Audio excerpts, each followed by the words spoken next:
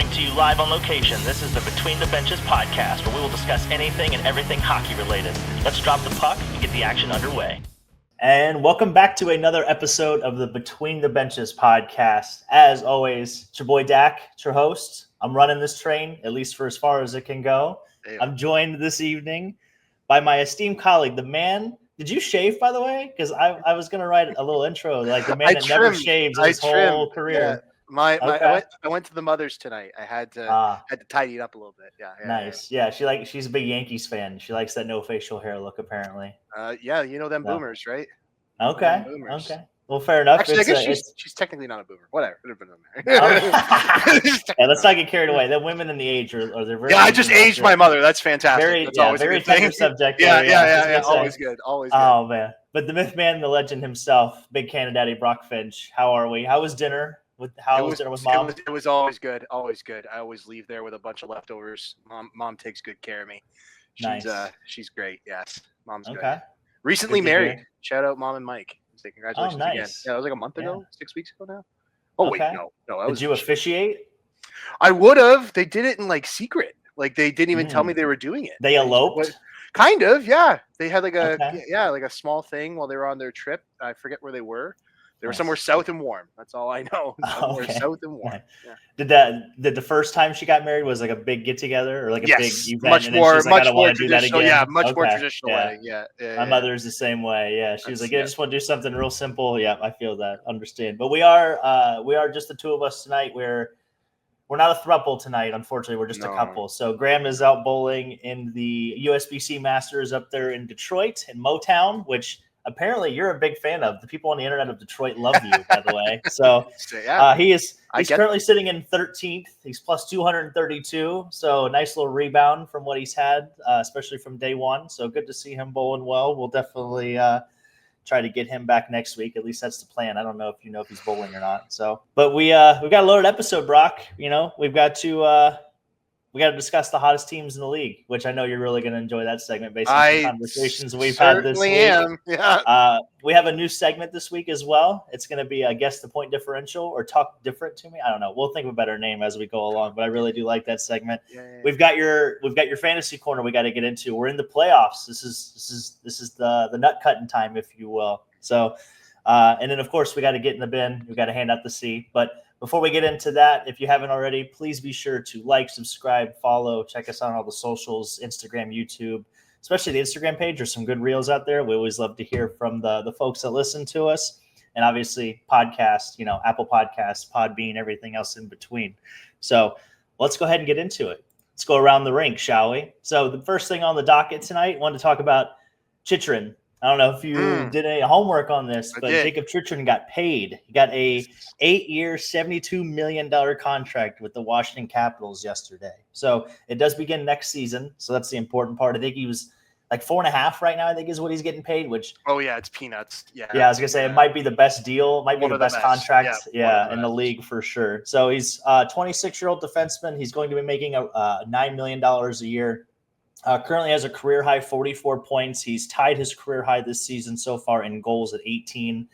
That's in 66 games, so we can only assume he's probably going to set a new career high, barring any injury. Fingers crossed there. He's at plus 24, and he also ranks first among NHL defensemen in game-winning goals at 6. He's tied for power play goals with 5. He's tied for second, with 5 power play goals, and he's third in goals overall. So could have been an unrestricted free agent going into next season. But obviously to lock him up, is he going to be – the way I saw it is he's basically going to be the replacement for John Carlson is what I assume. I don't know how you feel about that. Yeah, in a way, I think that's a fair statement, at least especially from the power play perspective as he, as John Carlson ages out. I don't know how many years left he has in his contract, but I would imagine that's part of the plan. I really like this deal from like both perspectives. I think on the open market – Chychrun probably, because he got 8 years by $9 million, that's $72 million.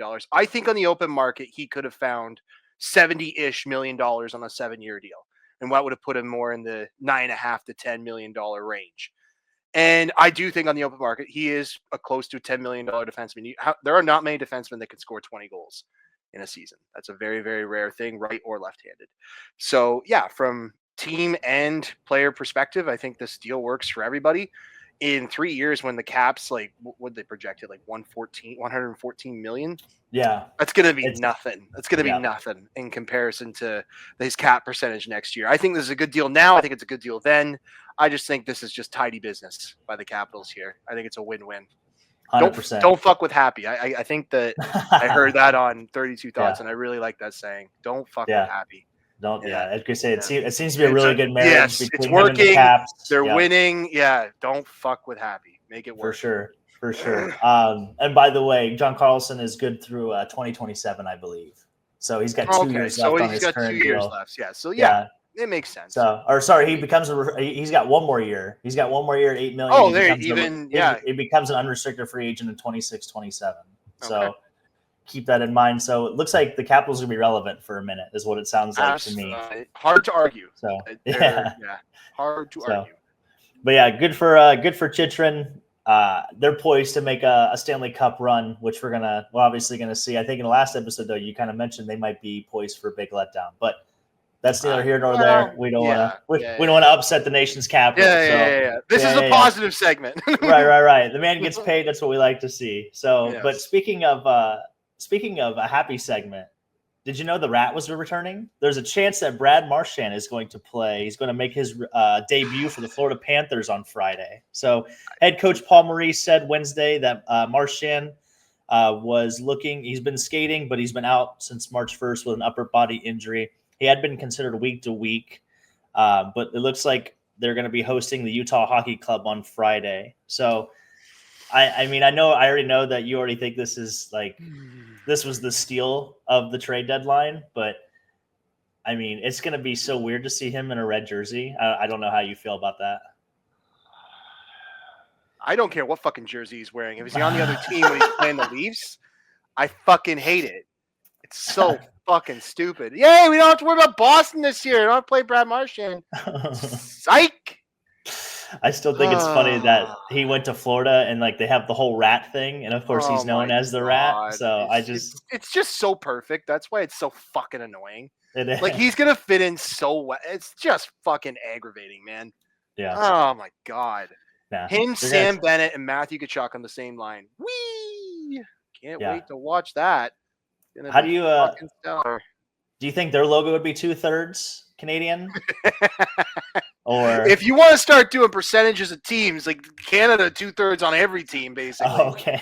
It's true. Go look at the percentage of rosters that have Canadians. That might be a good segment. I think all of them are over half. I don't know if any one of them is not at least half. I'm not kidding. It'd be hard to argue. Yeah, we definitely should. I'll get the stats department. That's some off-season content. That'd be fun. Yeah, we'll definitely. What percentage of Canadians are on this team and this team and this team? So you could argue which team is the most nationalist, right? Which team hates Canada? God, right. that's probably Trump's favorite team. Honestly, is the one that has the least. Right? Yeah. Fuck them geese. But yeah, we will definitely hopefully see Brad Marchand back this weekend. If not, it's definitely in the near future. And to your point, I mean, they're going to make the playoffs. It's basically a lock. We still don't know about the seeding, though, because that Atlantic Division is definitely spicy. Yes. We don't know who's playing who yet. So, we don't know who's playing who yet. Honestly, I think it really does matter. If you can get that wild card team and not have to play Toronto. Sure it matters. That first round's going to be a war. Whoever it is absolute war, and you get the advantage of playing a wild card team, and then those two teams, or one of those two teams who just went, to war with each other. Yeah, absolutely. Right. It's very, very important to try to get that bye. How long do you think it takes until they redo the playoff seeding? Because we have the same situation going on. Because, to your point, they're going to beat the hell out of each other, whatever two teams it is. But then even in the West, you have Dallas and Colorado who are playing the first round. And literally, either one of those teams are probably good enough to win a Stanley Cup. So these teams should, how long until we change this playoff seeding, do you think? Well, the collective bargaining agreement is supposed to be started. They've already apparently started negotiating. And they want it done, by the playoffs, I guess, or sometime in the playoffs. So maybe we have that answer within a few months if there's going to be some sort of different way they do it. But my personal opinion is as long as Gary Bettman remains the commissioner of this league, we are slave to this current regime. It doesn't matter what we think or want, unless we decide to just stop watching, which I don't know about you. I'd have a hard time just cutting hockey out of my life. Like No, that's in protest. Like that's why we're here. Yeah, that's what I was thinking. Yeah, that's why we're here. So, no, I don't think we're gonna get. Maybe I'm wrong. Like maybe the collective bargaining agreement, we get some more information there, and there's something about that changes. I have no idea. Ultimately, the only way you're going to get traction with it is if the players start complaining about it, because then you've got the Players Association that could kind of get involved with it. Yeah, and the union. Hockey players have a union, right? I don't know. I'm sure they do. The Players Association. That's their union. Yep. Okay. That would be the only way I could see it meaningfully gaining traction, but I suspect it'll just be a new commissioner where you start to see more conversations about that. Yeah, and it's definitely going to have some nostalgia, I'm sure. So, and speaking of nostalgia, I was going to say this does still tie back into the Florida conversation, so I like that. Yeah. Speaking of nostalgia, by the way, does it smell like 2019 in here to you? I hate. Do you think it does? So I don't know if you know this right now. I don't know if you know this, but the St. Louis Blues are the hottest team in hockey. They've won 6 in a row. Your nightmare is coming true. I don't know if you know this or not, but Jordan Binnington's been playing really well since that Four Nations face-off. Actually, he's tied for the league in wins since that point. So, I got a lot of notes here for you on the Blues. So they extended their winning streak. They beat the Montreal Canadiens 6-1 on Tuesday night. It's the longest win streak the Blues have had since October 21st of 2022. So it's been about 3 years since they've won this many games in a row. In that time, though, they've been outscoring their opponents 34-10. They're also 8-1-1 in their last 10, and they've won 8 straight home games. So keep that in mind. I am going to give you a little bit of caveat here in just a second, though, something you're probably going to throw back in my face, but we'll see what happens. They have passed 3 teams in the West since the Four Nations face-off break has concluded. Dylan Holloway. I'm telling you, it's going to change. Give that man his flowers. His name is going to change the way that free agency has been looked at forever. Yep. And I just want that to be known. So he did extend his point streak to 8 games. He's got 4 goals and 9 assists in that time period. Jordan Kyrou has been playing really well. He's got 12 points, and he's also got a 7-game point streak. Another nugget on Dylan Holloway, since Jim Montgomery has been hired, he's right at point per game. He's at 52 points in 51 games. So really good hire again. So hard to argue. The only thing that I'll give you as far as a caveat is that the St. Louis Blues technically do play the easiest remaining schedule of opponents based on point percentage since the Four Nations face-off. So they still have to play the teams. Hey, man, you got to play who's on the schedule. Yep. So you got to beat the team in front of you. Yep. Is this? I mean, are they good enough to make a run? You tell me. I know you're kind of you're like a 1 in a million talk. Which, by the way, if it does happen again, it's going to be 1 in 500,000. That's just how math works. But yeah, tell me why it can't happen. It's not the same as 2019, and I know it's a bit. I get it, and I love a good bit. I do. Just to clarify here, like what Dalton's talking about with this 1 in a million stuff is when people talk about the 2019 Blues. They talk about it like, wow, they were last in January. They go on to win the cup. It can be done. And people use that as like motivation that their team, oh, you're always in it. You could no. Go look at like how astronomically unlikely this is. If you're let's go pick another year. Pick 2013. Where'd the team in January 1st finish in the regular season? I'd be willing to bet bottom 5. You know why? Because that's what happens more often than not.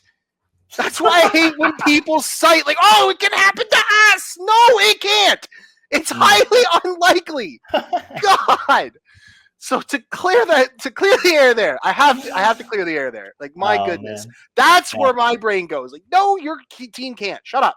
It's not going to happen. It's not going to happen. Now, this is why it's not the same. They were not in last January 1st. They have been mediocre this entire year. They have probably fluctuated between like 17th through like 24th, 23rd for the better part of this whole year. They've been bottom half and like not quite bottom third. Like they're in that mushy, mucky medium. However, like you said, they are playing well recently. Yep. Since the Four Nations break, they are one of the better teams in the league, and things seem to be clicking. They're the best. 13-2-2. There you go. Since the Four Nations break. There you go. I was saving that for later, but yes, like they are the best. So it's not like it would be incredibly unfair and incredibly just like naive of me to say like it's a flash in the pan. No, they do pass the eye test. They look good. I've watched a couple of games, and maybe those 2 games were their best. I don't know. Maybe I just looked into that, and I'm bring out the best in them. Yeah, I don't know, but they look good. They look cohesive, and yeah, they are playing weaker opponents. Fine, whatever. I'm a firm believer that is not indicative of necessarily everything, but it does help that you're playing weaker teams to get some momentum. Maybe that bodes well for when they meet the better teams and they carry forward that confidence, momentum, and we continue this conversation. But to put a a bow on it, wrap this up. I'm not saying St. Louis is bad. That's not what I'm saying. Right. I just You're just saying they're not any good. That's all. It's not I get taken out of context all the fucking time. I get taken out of context. Anyways, but no, I think that what they're doing is great. And honestly, the way the Canucks are playing, I mean, I guess the Canucks did win tonight. So, I mean, yay, screw the Islanders. Yeah, nice. It is good. All is good in St. Louis land right now. Everything is definitely aces up. They're rolling 7s. It's all good. It's all good in St. Louis. And just another little nugget for you: Robert Thomas leads the league in points since the Four Nations break, and he's got 23 points in that time span. So just to give you that's a fun stat. They also have rookie Zach Bolduc. He leads the rookie goal scorers since the Four Nation faceoff. He has 9 goals since the Four Nations break, which is the most by any rookie in the league. So, yep. So we'll see what happens with the Blues, but they have been hot. They've been streaky, and it's definitely a team it's definitely the one team that really is scared of them. I would argue is Winnipeg. That's the one team that was like, no, I don't want to play them. Like, get the hell out of here. You don't want to play a team that's running hot. Yeah, you don't want to play a team that's running hot. Absolutely. And speaking of running hot, we're going to talk about, since I found some nice little records since the Four Nations break, and actually it's been like anywhere between 15 and 17 games for a team since the Four Nations. We got a good chunk. Just to give you an idea. So best record since the Four Nations face-off. We already mentioned the Blues, like I said, 13-2-2. Colorado Avalanche are second, 11-3-1. The Dallas Stars are 10-3-2 in that time frame. The Golden Knights are 10-3-2, and then the Capitals round out the top 5 at 11-4-1. Now, the other side of this, which I found kind of not necessarily fascinating, but more of like that middle tier, because obviously the bottom here, you got the Hawks, the Blackhawks at 3-10-2. The Bruins are 3-8-3, which is to be expected after the kind of the fire sale they had at the trade deadline. And they still don't have McAvoy. Exactly. Yep. And I doubt you see him the rest of the year, because there's really no point to him coming back at this point to risk any sort of injury or whatever. So the Red Wings are 4-9-1, and that's really been a killer for them because they were in playoff positioning before the Four Nations break. So, which again, there's some of your biggest fans on Instagram. And then the Philadelphia Flyers are 4-8-2 in that time span, and the Sharks are 4-7-2. The 2 teams after that, I thought was very interesting, which was one of them was the Blue Jackets. They've only won 5 games since the Four Nations break. So talk about 2 teams between them and the Red Wings have kind of just played themselves out of playoff contention. So out of the teams with those records, I guess the Red Wings are really the only team in there that have any kind of playoff aspirations, but I just don't see them rebounding from the position they're in. Given the current state of things, you'd have to see some sort of, I don't know, miracle run, like a certain 2019 team. Do you see, yeah, exactly. Now, do you see anybody from the Who's Hot category carrying that momentum forward, maybe into a cup run, or, maybe even... I mean, I've been saying since the trade deadline, the Avalanche look like they've hit another gear. Like they are playing some of the best hockey I think we've ever seen them play since they won the cup. They look incredible. Their top 6 is ridiculous now with Nichushkin back in, and we were saying this last week or the week before, man. They might just add Landeskog. I don't even think he needs to play in the top 6. I don't think he will, honestly. I think he best slots in on your third line. He hasn't played hockey in 2 years. But yeah, man, they look like they've hit another level. And Cale Makar is just killing it like always. And, I feel so bad for Dallas, man. Like, and Colorado for the same reason. Like, one of those teams is gonna be out, which is just criminal. Crazy. It's just criminal. I'm going to be watching that series front to back because that is a cup final. Yeah. Like that is cup final level hockey. That's going to be incredible. You know why it's even better than an actual cup final? "Quote unquote." They're No, go fresh. ahead.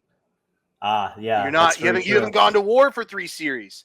Yeah. You've only just started. We've only just we've only just begun. That's right. Well that's it. done. Well Yeah. done. Shout out to Happy Gilmore 2 coming at you in July, by the way. That's So, it. well, fair enough. Well, yeah, we'll definitely see what happens moving forward. We can I guess it's a good thing we're a fan of Eastern Conference teams. You know what I mean? I guess it's the only good takeaway from all this. But speaking of that, we're gonna try out our new segment here. We're gonna test your knowledge on goal differential. So it's called Guess the Difference. Again, I'm going to give you a team's goal differential, and you have to try to name what team I'm giving you based on the number I gave you. Does that make sense? Yep. Understand? All right, cool. So the first one, I did give you a little bit of a softball, so you're welcome. The first goal differential on the board, plus 77, this team. What team is plus 77? Nice. What team is plus 77 this season? Well, it's one of two. It's either Washington or Winnipeg. So which is it? You have to tell me. Oh, come on! You're gonna give me a I know the answer based on this. Yeah. Yes. Let's go with Winnipeg because I think Washington has some more. Winnipeg is correct. Winnipeg is plus 77. So good job. Nice. We're starting off on a high note. Hell yeah. Next one. Plus 28. 28. Okay. So these do get a little tricky. Yeah. Good. This is a good team. Probably in a playoff spot. Give me Carolina. Ooh, good guess, but we're looking for the LA Kings. LA Kings. Right idea. Wrong side of the conference. Yeah. Wrong side. I did throw in a good mixed bag here for you, so just to keep you on your toes. So next one up for grabs here, goal differential of minus 23 on the season. What team is minus 23 right now for their goal differential? Give me the Islanders. That is incorrect. Right conference. We were looking for the Montreal Canadiens. Playoff team. They're that playoff team is minus 23 in the goal differential, which I thought was fascinating. That is. So wow. Do you not remember last year with the Washington Capitals? Weren't they like a minance 54 in the second wild card? It was something obnoxious. It was obnoxious. It was something ridiculous. Yeah. I have the stats department go back and look at that one for sure. But yeah, I still think it's fascinating, some of these goal differentials and where these teams are in the standings. We could do a whole hour on that. Oh, absolutely we could. After I did all the research and homework on this. But the next number up for bid, plus 59. Can you guess the goal differential of this team at plus 59? Good team. It's Vegas or Colorado. Let's go Colorado. That is incorrect. We're looking for the Tampa Bay Lightning. Tampa Bay Lightning are plus 59 this season. Yeah. Tampa Bay Lightning are plus 59. They're third. Yep. In the division. That is correct. You know how? Okay. I don't know what Toronto's is, but I know it's bad in comparison to that. I can actually tell you because I didn't put Toronto on the list. 8. I think it's like plus 8. Theirs is not that good. They are currently plus 21, the Toronto Maple Leafs. So just to give you an idea. Since I paid attention to that. Yeah. So goals for Tampa has 251 on the season. They've only allowed 192. So, and Vasilevsky was tied with Binnington for the most wins since the Four Nations break. He's been playing it extremely well the last 15 to 17 games. So Prime Vazzy back? Maybe. I hope so. You're telling, man, this podcast can get real spicy if the Tampa Bay Lightning go on a cup run. That's all I got to say. Strikes again. So, but the next number up for docket here, give me the goal differential for the team that is minus 8. What team is minus 8 this season? Give me. Let's go Utah. Right conference again. We're looking for the Minnesota Wild. Minnesota Wild are minus 8 this season. I thought again, they were a playoff team. I thought they were still plus. Yeah. Yeah. Well, I mean, they've really struggled to score. We talked about this the other night, but Kirill Kaprizov still leads the team in goals, and he's only played like half the season. He's played like 40 games. Yeah, it's ridiculous. Which is really sad. How much money is that man going to get in the offseason? I'd love to be his agent right now. Blank contract. Yeah, literally.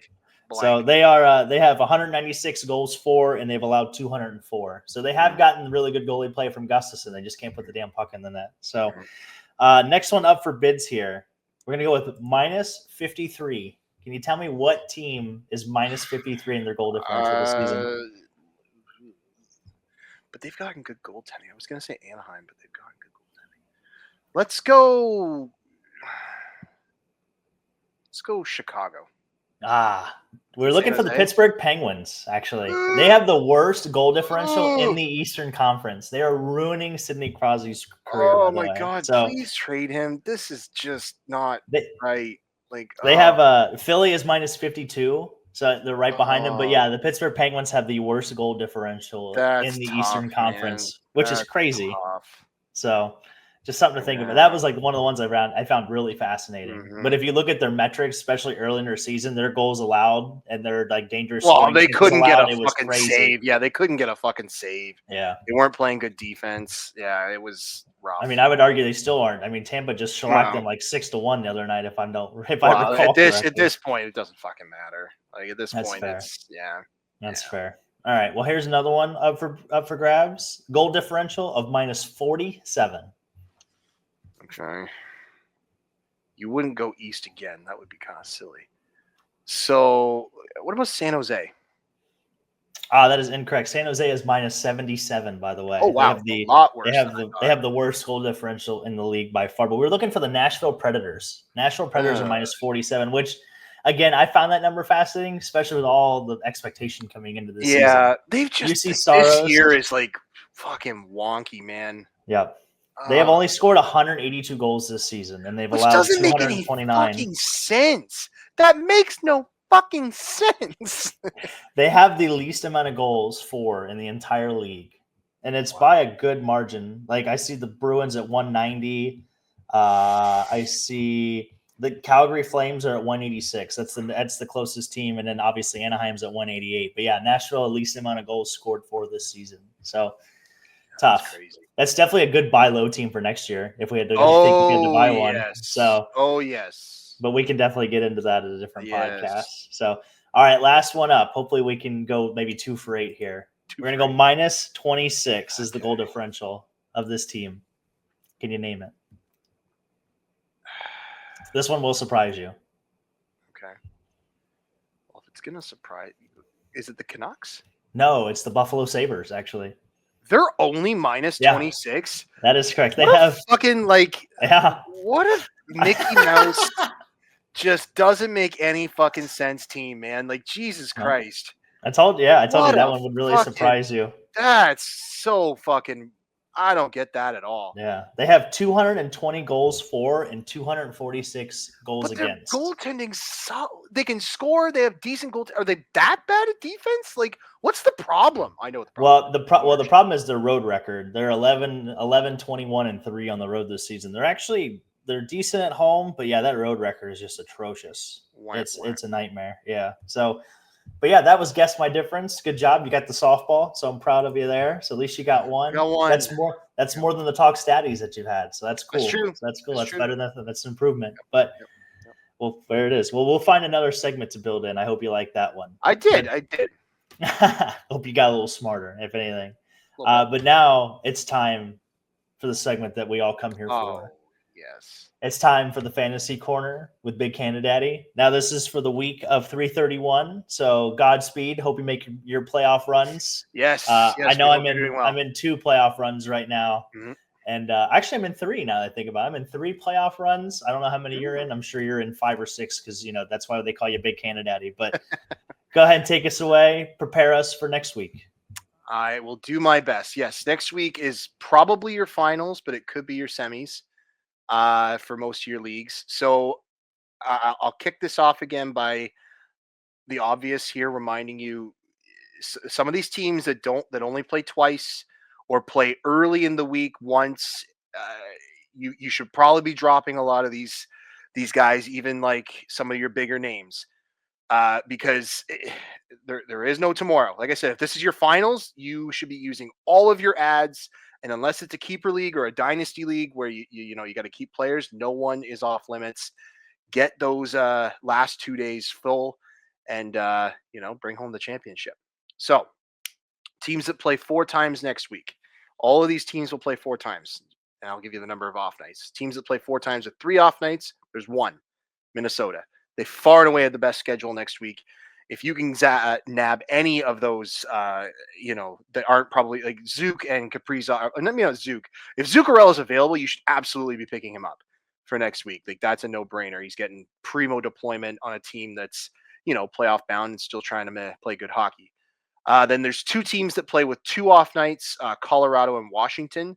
So you got your Jonathan Drouins of the world, maybe Devon Taves if you need a defenseman, Chychrun if he's somehow still available out of Washington. The top 6 for Washington, the big guys are probably already owned, but maybe there's still like a McMichael, or if Dylan Strome was somehow still available, that would be a good stream. One off night, Nashville, Calgary, Dallas, Florida. So there's a lot to choose from there. But again, it really just depends on how full your busy nights are. I forget how many games are on the busy nights, but I think it's not quite as bad as this week with, like I said, tomorrow's super duper busy. Or is it Saturday? And it doesn't matter for this week. We're focusing on next week. So yeah, stream in early when possible, and focus on the off nights that are later for some of these teams. I forget which one, which some of them have earlier ones. I'm not going to do this on the fly. That'll ruin everything. Great podcasting, Brock. Great podcasting. And then the 4 teams that play 4 times, but they're all on busy nights: Columbus, Boston, Ottawa, Vegas. Boston, I don't even know why I put them on this list, because there's nobody left worth streaming in, even though they do play 4 times. But yeah, if you could get like a David Perron, maybe, if your league's kind of deep. If Marchenko's definitely not available, but yeah, look for Monahan maybe if he's available. You need a center.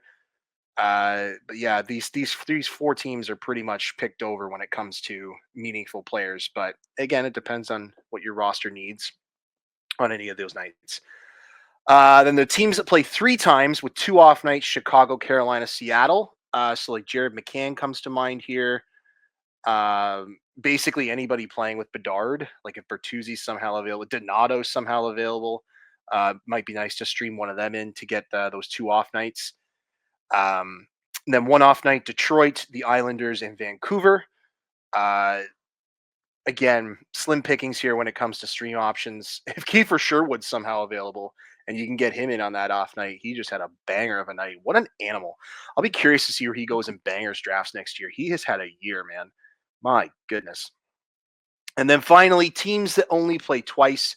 This is what I was hinting at when we started this. The Toronto Maple Leafs, the Devils, the Rangers, and the Flyers. These teams, especially Philly, like it's really, really going to be hard to recommend hanging on to like anybody in Philly. Like it's worth noting that Jersey and Philly do play the Monday game. So if you already have one of them on your roster, that's like not, even in Jersey, like Jack Hughes and Dougie are out with injuries. Like Jesper Bratt and Hischier might be the only 2. Meyer, I guess I might put on that list. Even then, I don't know. It really does depend on what the rest of your week looks like and when they're gonna play. So set your lineup, check where your blind spots are, like where you're weak, where you can slot people in and maximize those starts. But yeah, those 2 teams don't play again until the Saturday, and the Saturday is like shit busy. I think there was like only 4-6 teams that aren't playing. So yeah, stream those guys out for sure. We won't do a sustainable or unsustainable for this. It kind of defeats the purpose at this point, as far as I'm concerned. But yeah, there's your week. Again, set your lineup, see where you can add on busy days, and then make your ads appropriately to maximize those starts over the course of the week. If you have 4 ads to use throughout the week, use them all. Use like 1 or 2 early, get those early off nights, and then try to get the later off nights if possible. Like it's like teams. That's why we put the teams that play 3 times, because if you could get a Monday, Wednesday, but then the guy you picked up will be benched on the busy Thursday, drop him. Go get a Friday, Sunday game out of that guy, out of that streamer spot. That's what we're talking about. That's what you want to do. Maximize your games played. And that'll do it. That'll wrap this up for this week. Good luck in your finals. We wish you well. We hope this helps. Absolutely. A couple notes that I had written down here while you were giving us your. How do you feel about Morgan Geekie for a Boston pickup? I feel like he's been playing pretty well. I don't know if he's getting first first line time. Yeah. I know he's been in the score sheet a little bit more recently in the last probably week and a half or so. I mean, I don't know if that's you said, Boston's kind of unavoidable, but if he's getting top line, top power play, I don't necessarily think I'm opposed to it. The problem with Boston next week is they're all busy nights. Like even Sunday next week is quote unquote busy because over half the league is playing. Gotcha. So check your spots. If you can fit Geeky, I don't know if I think he's center left. I think he's dual eligible on Yahoo. So yeah, if you could fit that in and that's the best available, like if you're in a deeper league and you're getting a top line, top power play from that pickup, that you could do a lot worse. You could do a lot worse. Just check his deployment. Again, I like to use Frozen Tools. I will recommend that. That site is a lifesaver when it comes to fantasy hockey and just fantasy hockey prep in general. Nice. But yes, like I said, if you're in a deep enough league and you don't have access to even a guy like Zuccarello, like I said, Zuccarello would be like probably one of the best ads you could get next week because I don't think he's very highly owned. Like Boldy and Kaprizov are already owned. Eriksson X probably already owned, and everyone else. Nyquist maybe, Nyquist if your league's a little more points heavy, but if you're in like a bangers league, Nyquist is I wouldn't do Nyquist in a bangers league. Fair enough. Yeah. Anybody else? Anything else? Just a side note. Luke Hughes had 3 assists tonight, so he's probably getting that top he line, is top power definitely play benefiting from the Dougie injury for sure. So, but no, other than that, that was kind of all that came to mind on my end. So we should do a question segment. Yes, we should. Yeah, anybody that's got questions, even if it's from you, like we should do that. If anybody wants to ever DM us, Instagram, whatever social media you want to reach us at, we'll be happy to. Be happy to answer your questions. So we got this from Instagram. Nice. Yeah, I was gonna say, maybe we should. If anything, we might just start actually live streaming this at the time. That way, we can get some new live chat going on. But we'll see. We'll see. We can. It's gonna develop. This is gonna grow and get and develop over time. So, but yeah, that was the fantasy corner with Big Canadaddy. So, Godspeed. Good luck in your playoffs. Good luck in your playoffs. We're gonna need it. So we are gonna shift gears. It's really too bad that Graham's not here because he really has been on a heater. So it's time for. I'm not telling him that. Fuck him. No, well, I already texted him. Unfortunately. But it is time for the Dax Degenerate segment. We are 6-3. We gave you 2 winners last time, if you don't recall. We had the Maple Leafs over the Rangers, and then we also had the Avalanche over the Senators. Boy, he was so fucking right about that one. Yeah, it was like 6-1 or 5-1. Them. Yeah, just it was tough. So. We did hand out 2 winners, so shout out there. This week, we're going to go with the Seattle Kraken over the Edmonton Oilers at +100. By the way, the segment is sponsored by BetStamp. Please download the BetStamp app. It's like the sportsbook encyclopedia. If you got it, if you're out there making bets, you got to look for that best number, get the best value. BetStamp is the way to go. Use the promo code Between the Benches. Let us know or let them know that we sent you over. They always do enjoy it. They'll give you some exclusive offers and check it out. But we are going to give the Seattle Kraken over the Edmonton Oilers +100. Oilers on a back-to-back. They don't have their 2 best players. You're probably going to get Calvin Pickard in that just because the Oilers are playing right now against the Stars. They're losing. And are they down? Is it 1-0? I got the game on. It was 1-0. Nice. Was. Nice. Oh, so now it's 2-0. Oh, I don't know. They're okay. Gotcha. I looked over. I'm like, I can't give you a live update. It's commercial. Okay, fair enough. Yeah, we're gonna. It does seem a little risky. We're gonna go with it though. So I'm sure when we're wrong, Graham's gonna let us know. But we are 6-3 since the birth of this segment. So, we're doubling our money technically, depending on your units. So can't go wrong there. But yeah, that's Dac Degenerates. Good luck. Please bet responsibly. Please be 18 years or older to participate, and it is available in the United States and Canada. So all of our friends to the north. So check us out. But now it's time. We had some happy segments, but now it's time to get negative. So did you want to go first in the bin? Actually, I'll let you go first. Yeah, mine I didn't write down. I just thought of this on my way home. So if you recall from our opening part, I told you I had dinner with my mother tonight. But what wasn't planned for this dinner was we got a phone call from my grandmother's retirement home. Apparently, the elevator has not been working in their building since noon today.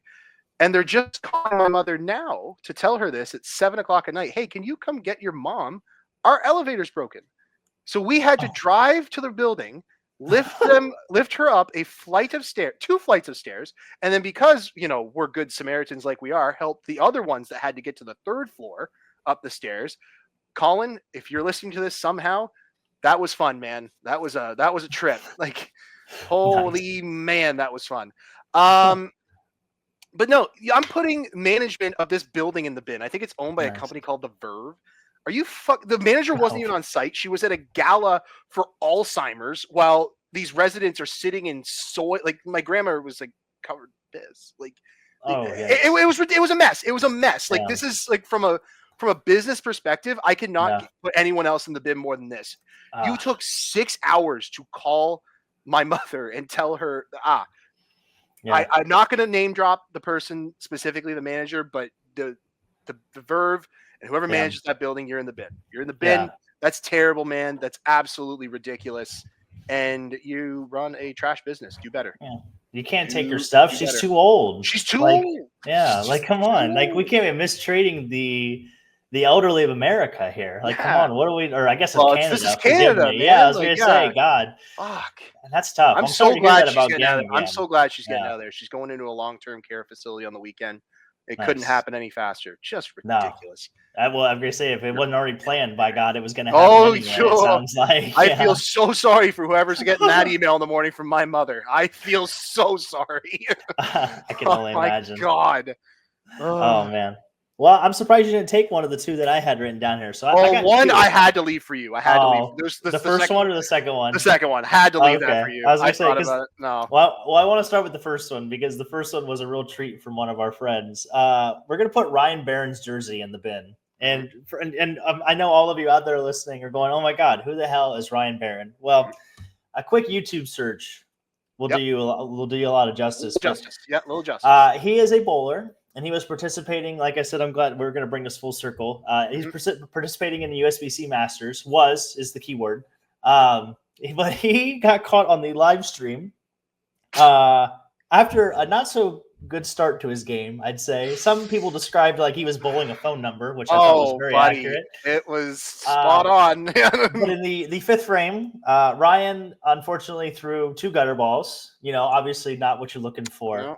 But then decided to turn around on live camera, live stream to the whole world. I mean, obviously people pay to watch it, but he rips his jersey basically down to the belly button. I would say, like, it's kind of a button up the guy got going. Yeah, it's somewhere in like He ripped it all the way down to the belly button. If you haven't seen this, please go check it out. There's some great commentary. It's a great video. YouTube. Oh yes, it's a great. Yes, I have to. If I can find his YouTube page, we should try to link that somehow. Oh my, it's very very well done. Whoever commented over it, it's very well done. But yeah, man. we're gonna that jersey literally is in the bin because it's no longer intact. Can't use it anymore. Yep. So literally putting that in the bin, just not a good look for the young man. So we'll see what happens. And then the second bin that I had, so accurate. I wanted to put Chris Rooney in the bin. Again, some of you guys might be like, oh my God, who the hell is Chris Rooney? Well, let me tell you, he might be the softest man on planet Earth because he was the man. I don't know if you saw this or not. He ejected Connor Bedard for a 10-minute misconduct. I cannot remember what game this was. It was. I think it was Sunday night. Yeah, I can't remember. Yeah, it was like a few days ago, 4 or 5 days ago. Yeah, softest man, maybe the smallest man alive. Little man syndrome.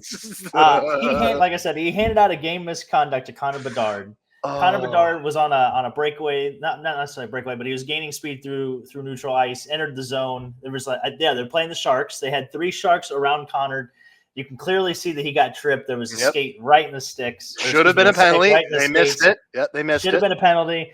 Connor Bedard gets up, kind of has his arms out, like, "Hey, what's this call?" You can see it in the lip reading too. Quote, like, "Come on, that's a trip," is what he said. Mm-hmm.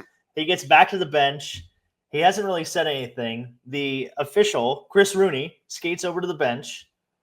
He's trying to I don't know what he says to him because you can't see his back is turned. But I'm sure he's, maybe I'm assuming he's warning him for something. I don't know. Yeah. For saying, "Come on, that's a trip." But then as he's skating away, you can see Connor Bedard lip, "Okay, buddy." Okay, and that's literally all he says. Yeah. And then Chris, being the outstanding referee that he is, gives Connor Bedard a 10-minute misconduct. Like, this is supposed to be one of the faces of the league, Brock. I know he's a 19-year-old kid, but this is literally what he just abused his power to just to belittle a 19-year-old kid. That's literally all this is to me. And I'm putting him in the bin because I've seen coaches. I've seen Paul Maurice rip officials. I've seen Joe. Oh yeah. I've seen John Tortorella, for Christ's sake, out here.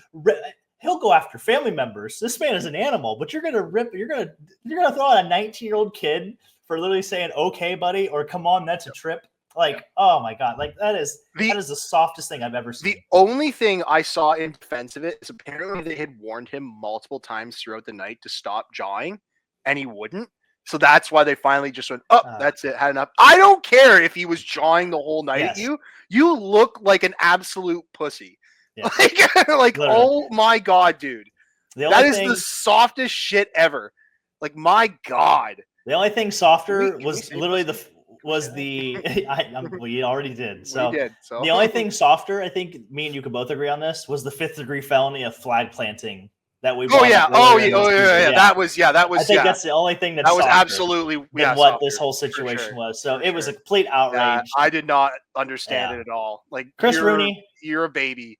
Go change your diaper. Go change your diaper. Yeah. I don't ever want to call for anybody's job, but if that man gets suspended for the rest of the season, I wouldn't be mad about it. Like, no kidding. Get the hell out of here. That is awful. So, speaking of getting the hell out of here, we're going to transition into some positive thinking here. So, who do you want to give your seat to? I'm going to go with the Ducks one here. I really like this that you had written down for us. They had Great video, by the way. I haven't seen it, but I want to after reading this. They had the Chargers head coach, the Jim Harbaugh. Yeah, but I'm curious about which team the Chargers. Where do they play? They're the NFL team. They're in LA. LA Chargers. Okay, thank you. The LA Chargers head coach Jim Harbaugh gave a pregame speech to the team, and the social media video is apparently incredible, and I really want to watch it. So I like your take that we need to get other coaches involved more in hockey, because I think it doesn't get said enough that cross coaching, like, coaching is just coaching. Like, sure, you need to know something about the game you're coaching. I do believe that, but like, bro, if Ted Lasso taught me anything, a good coach is a good coach. Like, a good coach is a good coach. Very you're there to motivate people. You don't necessarily need to be X's and O's. Sure, it probably and almost certainly helps in most sports. But like I said, man, I can go motivate people in different ways that, the next guy probably can't. I'm not saying me personally. I'm saying, like, if you can't tell me if you do it for a living, if you take John Tortorella and go put him behind an NFL bench, he wouldn't have a modicum of success. Well, they don't coach from behind a bench in the NFL. They coach like on the sideline. But I do see your point. Yeah. Yeah, like, take any. But motivation is motivation. Like Bruce Cassidy out of Vegas. Take that head coach. You're telling me he would not have success coaching in the NBA? I find it hard to believe. I think that there would be some success. I wish we saw more of that crossover. I think one of Buffalo's more recent coaches used to coach soccer in Europe, and that that failed miraculously. So maybe I'm out to lunch. Maybe I'm out to lunch a bit here, but like it's. I believe most of what I'm saying, but you're there to motivate people. Yeah. I can have somebody else do the X's and O's part. I'm here to motivate you. Yeah. You know what I mean? That's a personality thing. Yeah. Yeah. Like I think it was on Instagram that I saw. Great video. Great. He gives like a little story too. Yeah. If you haven't seen it already, please go check it out. Hell yeah.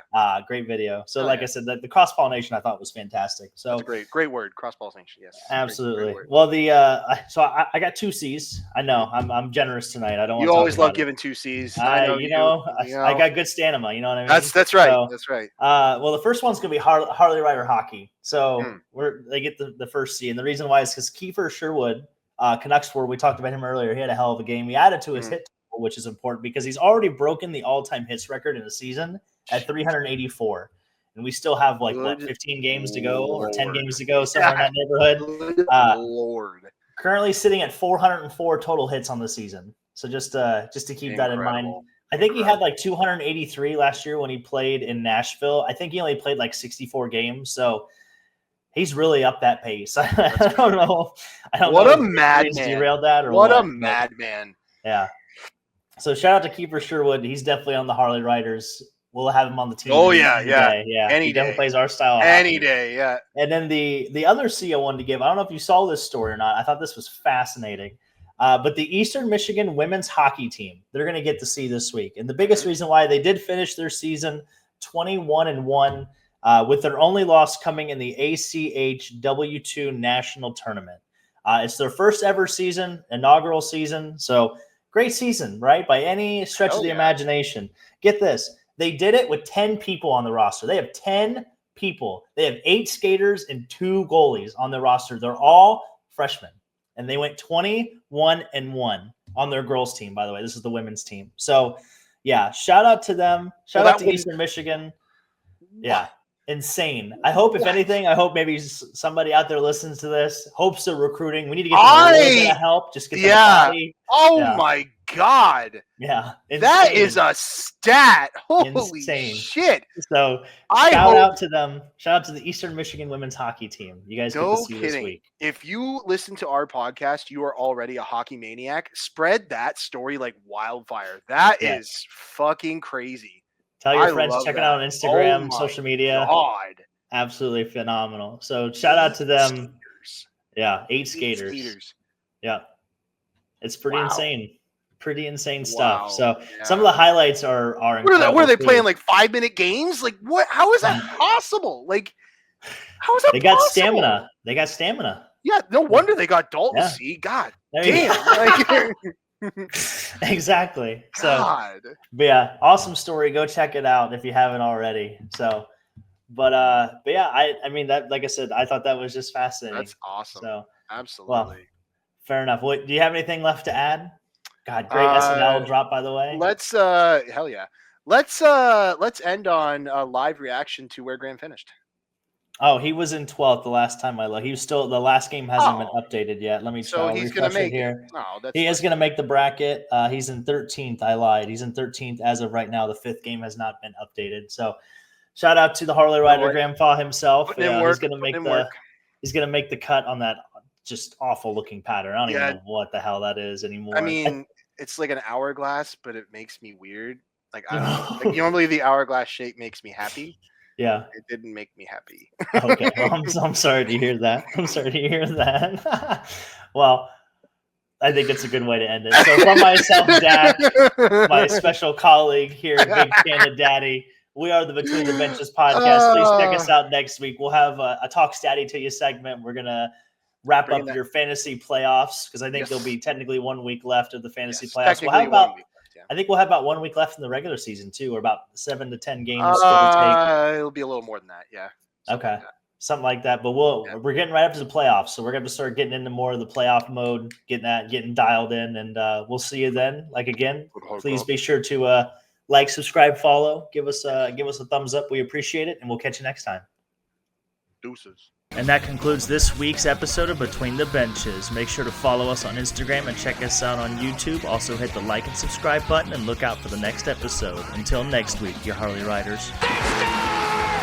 Doc, what a fitting ending! This is incredible!